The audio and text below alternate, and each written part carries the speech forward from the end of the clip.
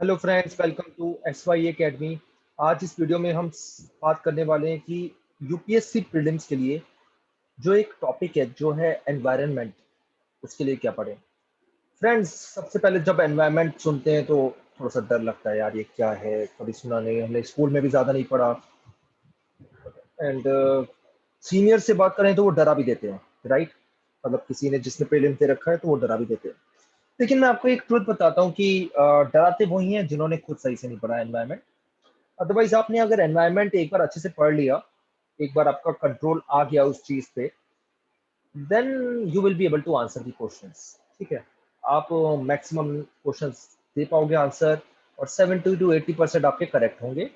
और ये आपको ना एज देता है दूसरे कैंडिडेट्स के ऊपर, एज देता है। तो एनवायरनमेंट को तो मतलब ये तो मैं टॉपिक ही डिस्कस नहीं करा कि एनवायरनमेंट को इग्नोर मत करना, ये तो यहाँ पे डिस्कस करने की बात ही नहीं है। यहाँ पे तो सिंपल ये है कि अगर एनवायरनमेंट नहीं आता तो यूपीएससी को पेपर देने मत जाओ, ये कहना चाहता हूँ। ठीक है, मतलब कह देते हैं लोग कि मेडिवल एंशियंट्स और कल्चर अगर 50% 40% भी आता है तो भी चल जाएगा काम, लेकिन एनवायरनमेंट में ऐसा नहीं है। एनवायरनमेंट में आपको 70 to 100% सिलेबस कंप्लीट करके ही जाना पड़ता है।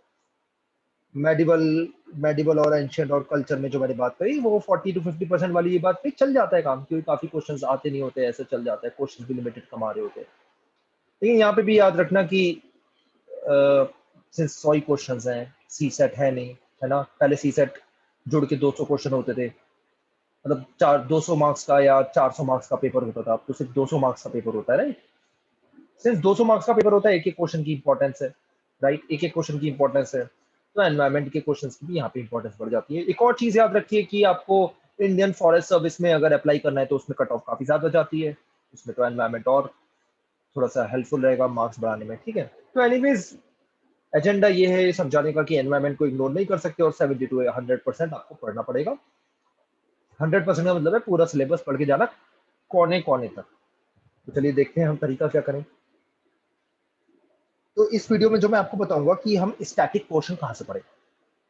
एक चीज शायद मैंने आपको वीडियोस में पहले बताई होगी या नहीं बताई होगी, स्टैटिक होता है और डायनेमिक होता है। डायनेमिक से कहने का मतलब है current affairs.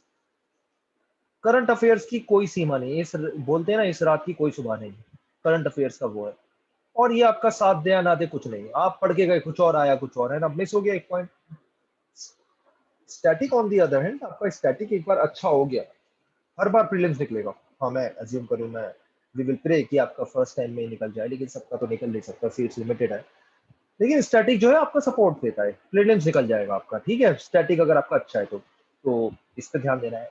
Current versus static, बच्चे क्या करते हैं, न्यूज़पेपर विजन का ये वो पता नहीं क्या क्या पढ़ने बैठ जाते हैं करंट के लिए। करंट साथ नहीं देता, ऐसी चीज है जो साथ नहीं देती। अट्रैक्टिव भी है करंट, लेकिन साथ नहीं देती। स्टैटिक पोर्शन साथ देता है।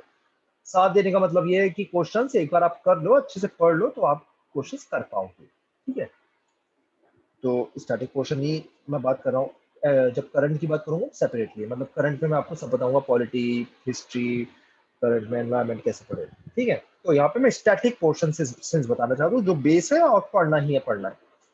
तो सबको पता है कि एक चीज है जो है शंकर आईएएस की एक बुक है, इनकी एनवायरमेंट की बुक सुधरे जा रही है, मतलब बेटर से बेटर हो जा रही है। अगेन यहाँ पे मैं यही रिक्वेस्ट करूंगा आपसे कि मोस्ट रीसेंट वर्जन आप बाय करें, खरीद लें, है ना, मोस्ट रीसेंट वर्जन। और अगेन 5 to 10 टाइम्स पढ़ना है बिफोर प्रीलिम्स।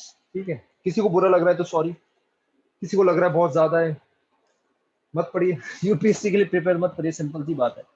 मतलब 5 से कम बात पढ़ के जा रहे हो, कोई टॉपिक तो याद ही नहीं रहेगा, सिंपल सी बात ये है, और क्या है ना। कोई भी टॉपिक आप याद कर रहे हो तो याद ही नहीं रहेगा। 5 बार तो पढ़ना है। किसी को लग रहा है मजाक कर रहा हूँ, तो मजाक नहीं कर रहा, पढ़ना है।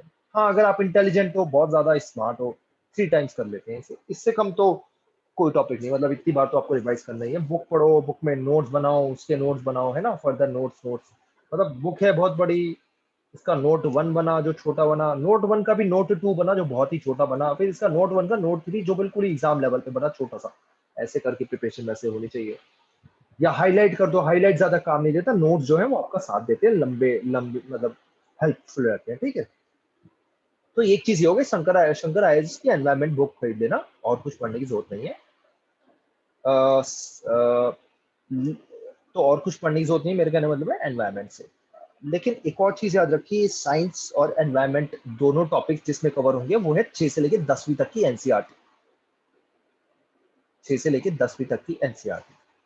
मैंने सेकेंड एनसीईआरटी क्यों लिखा है दोस्तों, देखो पहले जब आप यूपीएससी की प्रिपरेशन शुरू करो कभी भी, एनसीईआरटी से शुरू करना आप प्रिपरेशन, एनसीईआरटी से। तो ये एनसीईआरटी 6 से 10 की हो गई, बाकी एनसीईआरटी भी मैंने बता रखी है, हिस्ट्री की, पॉलिटी की, पॉलिटिकल साइंस है ना, वो सब मैंने एनसीईआरटी बता रखे हैं दोस्तों।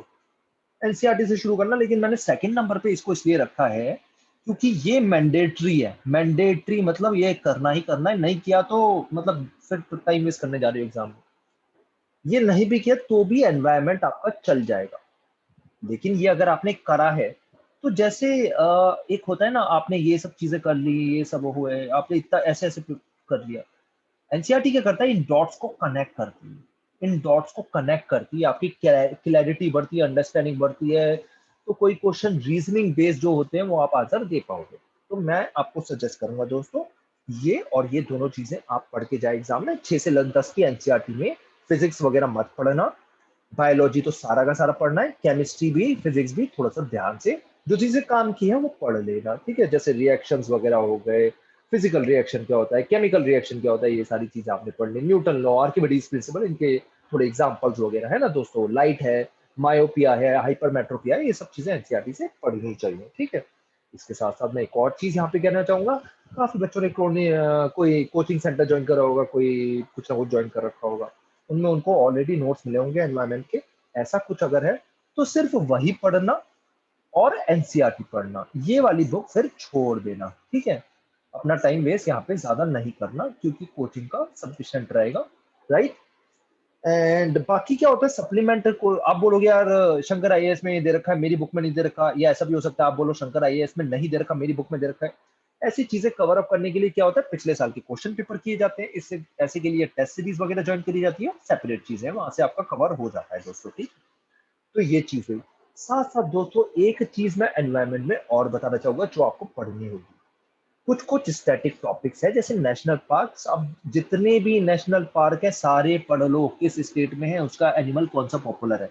पॉसिबल हो तो मैप में भी एक बार उसे देख लो, जिससे आपको पता चल रहा है रिवर वगैरह काउंट किसी पास कर रही है। इससे 2014 के टफ जो क्वेश्चन आए थे वो भी आंसर दे पाओगे, 2013-14 की जो टफ क्वेश्चन आए थे एनवायरमेंट में, कि कौन सी रिवर किस नेशनल पार्क से पास करती है, ऐसे भी।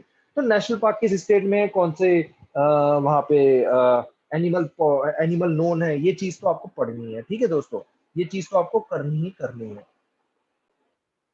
ऐसे ही फ्रेंड्स, जैसे आपने नेशनल पार्क पढ़े, ऐसी वाइल्ड लाइफ सेंचुरी भी बहुत सारी है इंडिया में, मुझे पता है, मेरे को पता है बहुत सारी है, आपके स्टेट्स में बहुत ज्यादा है, सारी करनी है सारी, एक बार नजर तो मारना ही है, किस स्टेट में पूछ लेता है इसी यूपीएससी क्वेश्चन, और एक एक मार्क की इंपॉर्टेंस है, बायोस्फीयर रिजर्व कौन कौन से हैं ना। तो ऐसी चीजें आपके शंकर आईएएस में कुछ कुछ दे रखी है, जैसे एंडेंजर्ड एनिमल हो गए है ना दोस्तों। लेकिन ये आप विकिपीडिया खोलिए, पढ़ते रहिए, बार बार पढ़ते रहिए, पढ़ते रहिए, पढ़ते रहिए। ये मत सोचो बहुत टफ है, ये मत सोचो बहुत टफ है। जब यूपीएससी की प्रिपरेशन सोच ली ना करनी है, तो ये मत सोचो टफ है, करना ही है, करना ही है, करना ही है, करना ही है। छोड़ के तो जा नहीं सकते, प्रीलिम्स से नहीं निकलेगा, मेंस दे नहीं पाओगे, एंड इंपॉर्टेंट ईयर्स आपके वेस्ट होते रहेंगे। तो फ्रेंड्स ये थी मेरी डिटेल डिस्कशन की एनवायरमेंट के लिए क्या पढ़ना चाहिए। बाकी टॉपिक्स के बारे में मैं सेपरेट वीडियो में आपको बताता रहूंगा।